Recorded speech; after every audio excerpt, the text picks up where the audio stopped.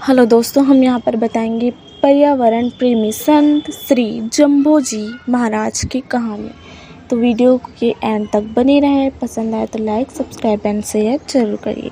तो देखते हैं, स्टार्ट करते हैं इस वीडियो में। श्रीमद् भागवत गीता के चतुर्थ अध्याय में भगवान श्री कृष्ण अर्जुन से कहते हैं कि हे भारत, जब जब धर्म की हानि और अधर्म की वृद्धि होगी तब तक मैं ही अपने रूप को रचता हूँ, अर्थात प्रकट होता हूँ। आज से लगभग 600 साल पूर्व जब राजस्थान प्रांत में राजनीतिक और धार्मिक अस्थिरता का वातावरण था, जनता मुगलों और अन्य विदेशी आक्रांताओं के शोषण से त्रस्त और दुखी थी।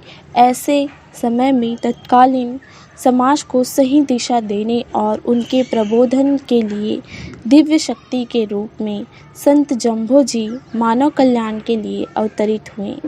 संत जम्भोजी का जन्म सन 1451 में राजस्थान के नागौर जिला मुख्यालय से लगभग 55 किलोमीटर दूर उत्तर दिशा में स्थित राजस्व ग्राम पीपासर में हुआ था। उनकी माता का नाम हंसा देवी और पिता का नाम लोहट था। भगवान विष्णु के अनन्य भक्त होने से संत जम्भोजी ने अपनी शब्द वाणियों में भी विष्णु सहस्त्र नाम तथा भगवान विष्णु के जप के लिए मानव जाति को प्रबोधित किया।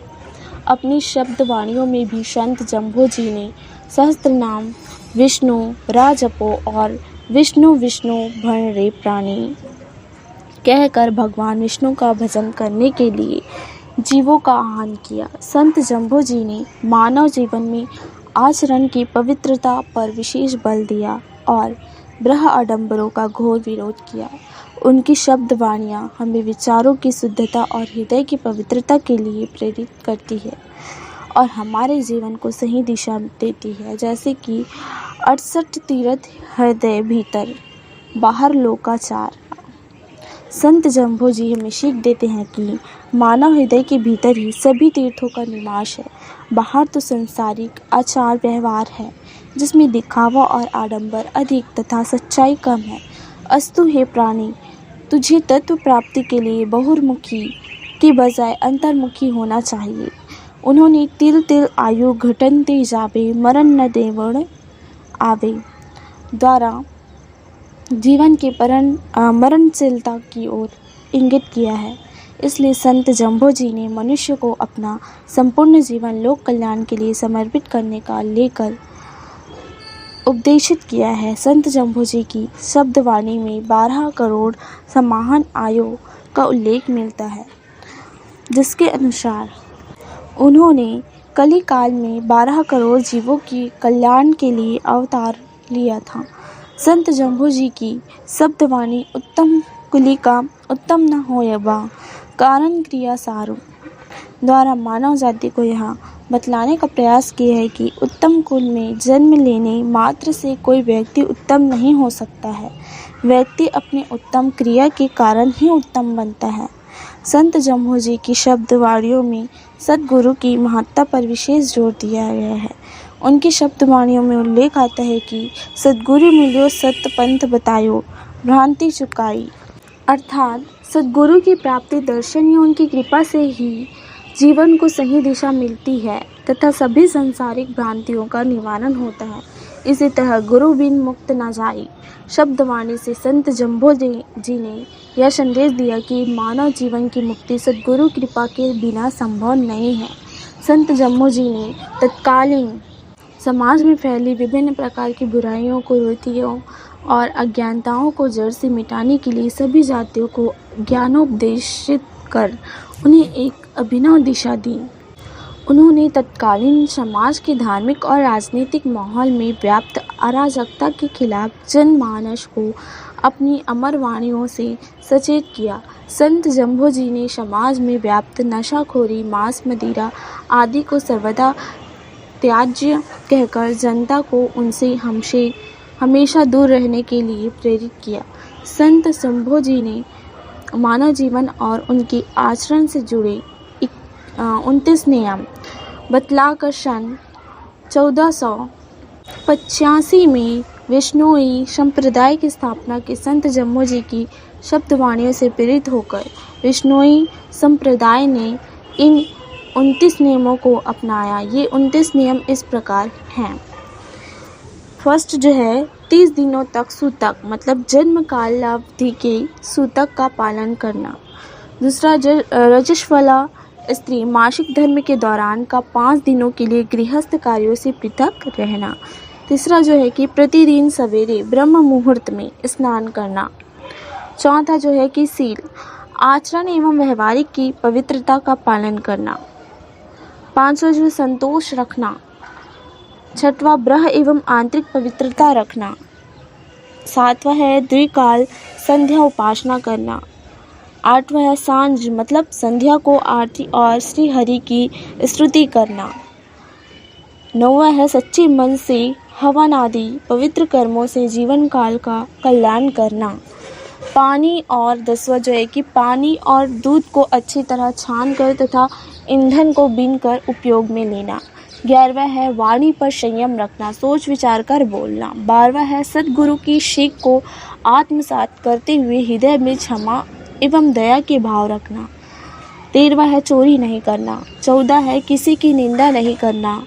15 है झूठ नहीं बोलना। 16 है किसी तरह के वाद विवाद में नहीं पड़ना। 17 है अमावस्या का व्रत रखना। 18 भगवान विष्णु के भजन स्तुति आदि करते रहना। और 19 है जीव जंतुओं के प्रति दया एवं उनका पालन पोषण करना।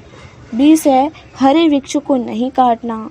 21 है संत जम्भू जी का कहना है कि बुढ़ापे में जर्जर होकर मरने की बजाय उससे पहले ही जीव जंतुओं एवं हरे वृक्षों के रक्षार्थ बलिदान हो जाना श्रेयस्कर है।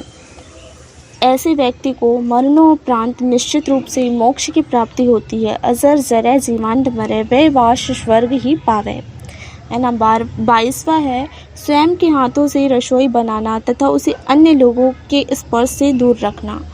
अब 23वां है अपनी कृति और यश को सदा अमर बनाए रखना। 24वां है बैल का बंध्याकरण नहीं करवाना।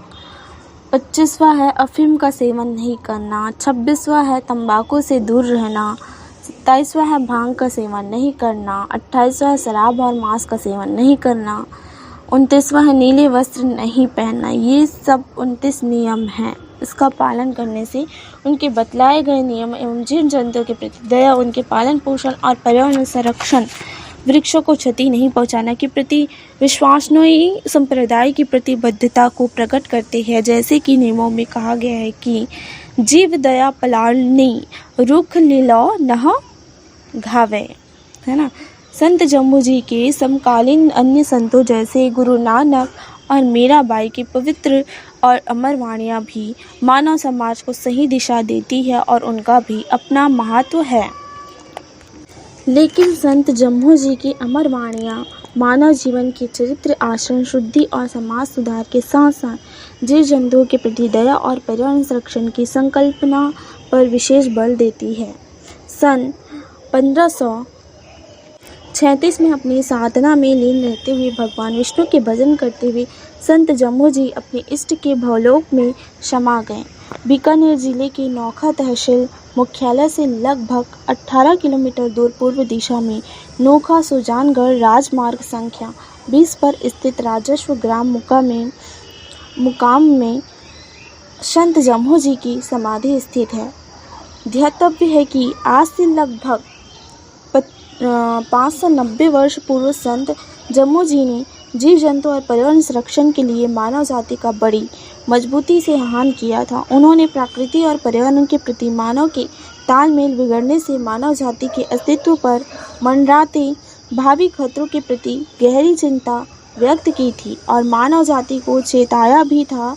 अस्तु संत जम्मू जी ने अपनी वाणियों में हवन के धार्मिक और पर्यावरणीय महत्व को भी समझाया, जिसे आज विज्ञान भी मान रहा है कि हवन में प्रयुक्त समिधाएं चंदन, आम, शमी, पलाश, अशोक और मदार, तगरी, गुग्गल आदि विभिन्न हवन सामग्रियों से प्रसुत धुएं से श्वास आदि से जुड़ी अनेकों बीमारियां ठीक होती हैं। तथा वायुमंडल में मौजूद मानव जाति और पेड़ पौधों के लिए हानिप्रद विभिन्न विषैले कीटाणु भी नष्ट होते हैं। आज भारत सहित विश्व के अनेक देशों के वैज्ञानिकों द्वारा किए गए अनुसंधान तथा राष्ट्रीय वनस्पति अनुसंधान संस्थान के शोध ने भी इस बात को स्वीकारा है। वर्तमान में विश्व के लगभग 200 देश स्टॉकहोम से लेकर क्योटो, जोहान्सबर्ग, रियो प्लस आदि सम्मेलनों में पर्यावरण संरक्षण से जुड़े अंतर्राष्ट्रीय समझौतों के उद्देश्यों को लागू करवाने, वायुमंडल में ग्रीन हाउस गैसों के उत्सर्जन को कटौती के निर्धारित वैश्विक लक्ष्यों तक सीमित करने और पारिस्थितिकी तंत्र की बहाली सहित विभिन्न पर्यावरणीय विषयों को लेकर चिंतित हैं। आज विश्व तथा विकास के लक्ष्यों की प्राप्ति के लिए सामाजिक और आर्थिक विकास को पर्यावरण से जोड़कर देख रहा है। भावी पीढ़ियों की ज़रूरतों से समझौता किए बिना वर्तमान में विकास की निरंतरता रखना हमारे लिए बहुत ही कठिन कार्य है। कोविड-19 महामारी के बाद उत्पन्न वैश्विक हालात हमें बतलाते हैं कि पर्यावरण संरक्षण के बिना सतत विकास की संकल्पना सिर्फ एक सुनहरा स्वप्न है। कोरोना महामारी के पश्चात विकास की संकल्पना को अब नए सिरे से परिभाषित किया जाने लगा है, जिसने अभिनव विकासवादा कोरोना महामारी के पश्चात की एक नवीन संकल्पना को जन्म दिया है, जो स्वास्थ्य सेवाओं की बेहतरी और पर्यावरण संरक्षण को सर्वोच्च प्राथमिकता देते हुए अब आगे बढ़ रही है। कोविड-19 महामारी के बाद उत्पन्न परिस्थितियां दर्शाती है कि अब हमें पर्यावरण संरक्षण के प्रति हमारी सोच, रवैया और नज़रियों को बहुत ही संवेदनशील और सकारात्मक करने की ज़रूरत है। अब हमें हमारी नैतिक जिम्मेदारी और दृढ़ राजनीतिक इच्छा शक्ति से पर्यावरण स्थिरता को सुनिश्चित करते हुए जैव विविधता को अक्षुण्ण रखना होगा। ऐसे समय में सतत विकास और पर्यावरण संरक्षण से जुड़ा संत जम्भोजी का चिंतन मनन और इस विषय में उनकी दूरदृष्टि के वैज्ञानिक मायने और अधिक प्रासंगिक हो जाते हैं। जय श्री राम।